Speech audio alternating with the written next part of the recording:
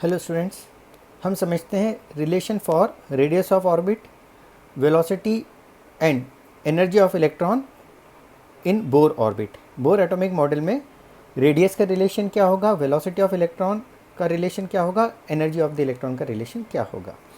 ठीक है, तो सबसे पहले हम समझते हैं रेडियस ऑफ द ऑर्बिट। तो radius of the orbit r n is equal to r not into n square by z. ये रिलेशन है रेडियस ऑफ द ऑर्बिट का। इसमें है ना, r n is radius of nth Bohr orbit, z is equal to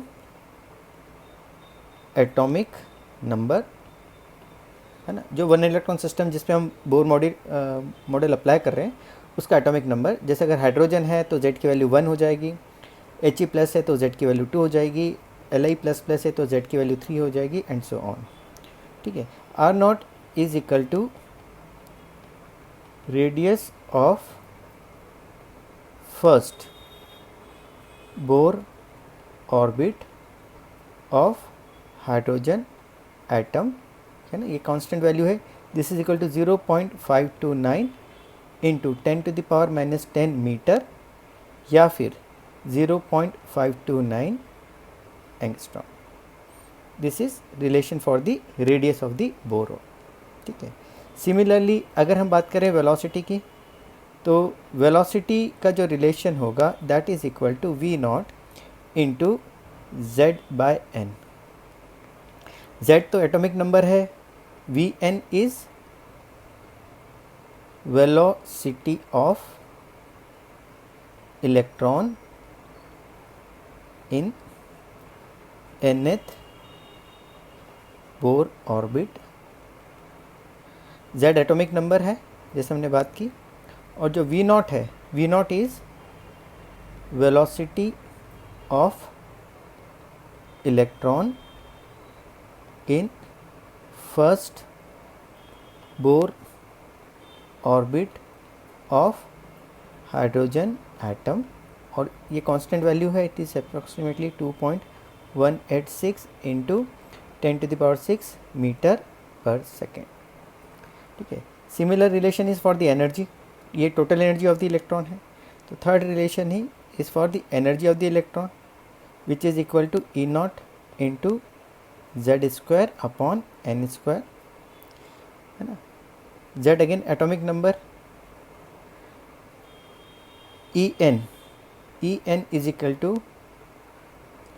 energy of electron in nth Bohr orbit. ये total energy है ना। E naught is energy of electron in first Bohr orbit of hydrogen atom, और इसकी value हो जाएगी -13.6 electron volt per atom. This is equal to -2.18 into 10 to the power minus 18 joule per atom, और per mole अगर चाहिए तो this is approximately this is equal to -1314 approximate value है kilo joule per mole. This is approximate value. ठीक है, सो अब potential energy, total energy और kinetic energy, इनमें भी रिलेशन समझ लें। तो कई बार हमसे पोटेंशियल एनर्जी, काइनेटिक एनर्जी के बारे में भी पूछ लिया जाता है। तो समझ लेते हैं। जो पोटेंशियल एनर्जी होती है, पोटेंशियल एनर्जी होती है 2 इंटू टोटल एनर्जी। मतलब पोटेंशियल एनर्जी टोटल एनर्जी का मैग्नीट्यूड में डबल होता है लेकिन साइन सेम होता है। पोटेंशियल एनर्जी जो होती है that is equal to -2 into kinetic energy. मतलब काइनेटिक एनर्जी के मैग्नीट्यूड से डबल होगा पोटेंशियल एनर्जी का मैग्नीट्यूड, लेकिन उसका साइन अपोजिट हो जाएगा। काइनेटिक एनर्जी अगर वैसे पॉजिटिव रहेगी तो पोटेंशियल एनर्जी नेगेटिव हो जाएगी। And total energy is equal to minus of kinetic energy. मतलब जो टोटल एनर्जी है और kinetic energy of the electron है nth बोर ऑर्बिट में, उसमें मैग्नीट्यूड तो सेम रहेगा लेकिन साइन इनका अपोजिट रहेगा। तो जो हमने En कैलकुलेट किया है ये टोटल एनर्जी कैलकुलेट की है इलेक्ट्रॉन से, और इसी से आप पोटेंशियल एनर्जी या काइनेटिक एनर्जी भी कैलकुलेट कर सकते हो। ये इनके रिलेशनशिप्स है ना। अब इसका एक इलस्ट्रेशन हम देख लेते हैं। For second Bohr orbit of hydrogen atom find radius of the orbit, velocity of the electron and total energy, potential energy and kinetic energy of electron. ठीक है, तो इसमें सबसे पहले हमें निकालना है radius of the Bohr orbit.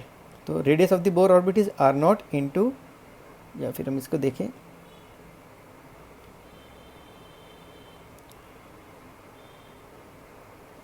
Radius of the nth Bohr orbit is equal to r0 into n square by z।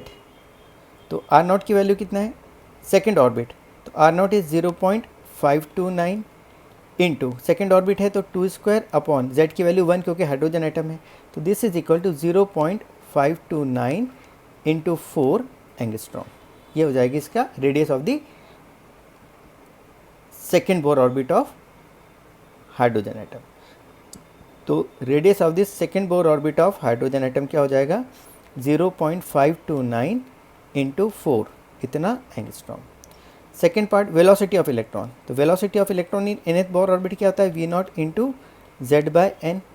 तो यहाँ पर हमें निकालना है v2 की value for the hydrogen atom, तो this is equal to 2.186 into 10 to the power 6 multiplied by z is 1 divided by 2, तो this is equal to 2.186 by 2 into 10 to the power 6 metre per second. ये हो जाएगा velocity of the electron in second Bohr orbit.